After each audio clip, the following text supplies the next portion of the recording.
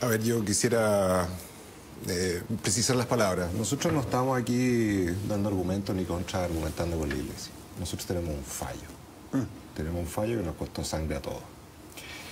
Y yo quisiera tratar de ordenar esto y ponerlo en contexto, porque en el comunicado de la Iglesia dice que ellos, ¿no es cierto?, iniciaron un proceso contra Caradima. Bueno, yo quisiera especificar que esto se inició en 2003 por las denuncias que hizo personalmente José Andrés Murillo y por escrito ante el cardenal Errázuriz, que dice, acá tengo el dictamen, no la investigación, de la jueza González, ¿no es cierto?, donde dice específicamente que no quiso verlo, no tenía ganas de verlo, así dice textual. Posteriormente va donde Esati, que lo considera que esto es un anónimo. Esati, que era arzobispo auxiliar de Santiago, un cómplice también. Esati le cerró la puerta 2 veces. Iba patrocinado por nada menos que un sacerdote que en ese momento era Juan Díaz, vicario de la educación. Entonces, ¿de qué estamos hablando? Entonces, esto de que la Iglesia se puso a, ¿no es cierto?, a juzgar a Caradima. El 2005, enero del 2006, ¿no es cierto?, viene la denuncia mía, ¿no es cierto?, con vicario, con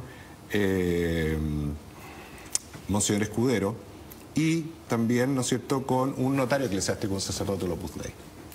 2005, y en ese momento, ¿no es cierto?, tengo aquí también la declaración, nada menos que de Fermín Donoso, quien luego después retoma el tema, y quien dice específicamente, no estoy hablando aquí de ninguna opinión, estos son fundamentos, estos derechos está establecido, ratificado por la Corte Suprema, y nadie fue a presentar ningún tipo de alegato previo, ¿no es cierto?, en que puso algún tipo de queja sobre lo que estaba aquí. Quiero basarme en eso, supongo que ustedes leyeron todo esto, ¿no? Algunas cosas en su momento, los fallos que fueron públicos. ¿Cómo la cosa? No sé, pues. Supongo que usted está al tanto, porque si no... pero tenemos 2 millones de personas que están mirando y que quieren saber de qué se trata. Esas 2 millones de personas, aquí dice textual, ¿no es cierto?, los informes, ¿no es cierto?, en relación al padre Escudero, en que él dice que el cardenal habría archivado el asunto. Eso es el 2006, 2007 en que inicia el proceso, y este proceso además patrocinado por lo que yo llamo el cleaner. El cleaner es el que hacía el trabajo sucio, que era Monseñor Contreras, que acompañaba a la distancia a Juan Carlos Cruz, acompañaba a la distancia, ¿no es cierto?, a otros querellantes de los casos, ¿no es cierto?, de Valparaíso con Monseñor Duarte, que ahí estuvo, ¿no es cierto?, otro sacerdote apoyando a uno de estos jóvenes, que también terminó el sacerdote siendo sancionado por la propia Iglesia, ¿no es cierto?, por proteger y tratar de avalar a esa demanda. ¿Qué ocurre? Que en ese momento se cierra todo esto, se acaba, se le echa tierra. Es la manera sistemática que han actuado. Y posteriormente se inicia el proceso de nulidad. El proceso de nulidad que por parte mía, que lo toma directamente, ¿no es cierto?, dadas las supuestas acusaciones, que era lo mismo que se había presentado antes, lo toma de la mano, él se encarga de ese proceso, el cardenal Errázuriz, quien además se encarga a través de mi abogado eclesiástico, Paco García Vinuesa, y del juez de la causa, señor Zúñiga, quien, y aquí también sale, se preocupa de hacer una carta que yo tenía, una especie de declaración en la cual yo tenía que reconocer que yo era gay, lo cual no soy, no tengo nada en contra, todo lo contrario, pero cabía que no era, y que además que yo reconocía que yo tenía una relación estable con Caradima. Carta que aquí el señor Zúñiga, ¿no es cierto?, dice, reconoce haber remitido el documento cuya copia, foja, etcétera, al abogado del señor Hamilton, pero en su opinión ella está conforme a derecho. Bueno, esa carta fue justo cuando llegó Bertone a Chile.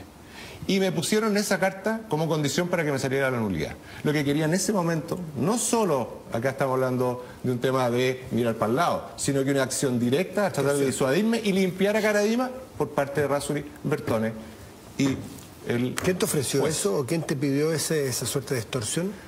El señor Zúñiga por directa indicación del cardenal de Santiago.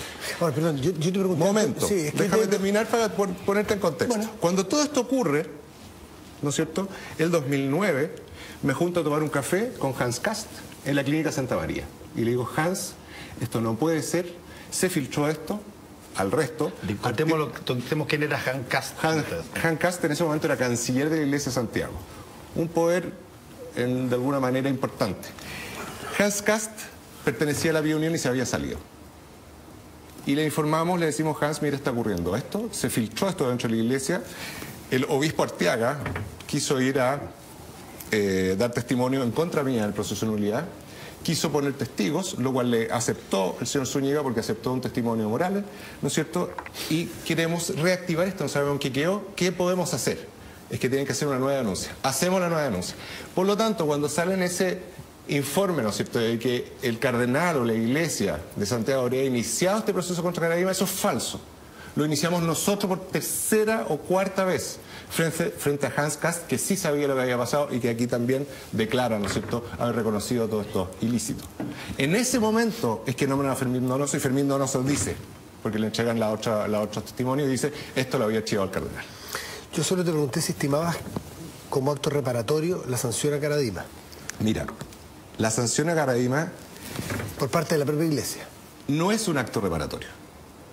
Es un acto de justicia mínima, que es muy distinto. Nosotros, en nuestro foro interno, como agredidos, podemos ver qué es lo que nos parece a nosotros un acto de reparación.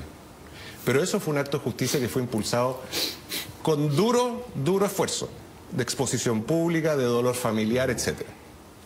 Eso es un mínimo, un pequeño triunfo, casi impensable en un momento en que Valdivieso había eliminado la causa. El juez Valdivieso. El juez Valdivieso, ¿no es cierto?, que posteriormente Juan Pablo Mesía, nuestro abogado, apeló para que se reabriera el caso, ¿no es cierto?, que fue escuchado y se reabrió el caso donde habían 5.000 sentencias pendientes en nuestro tribunal y gracias a ustedes probablemente en este programa después de esto se le dio, ¿no es cierto?, la posibilidad a una ministra en visita que deja todo esto en testimonio. En un dictamen bastante interesante, como vamos a ver algunas últimas cosas.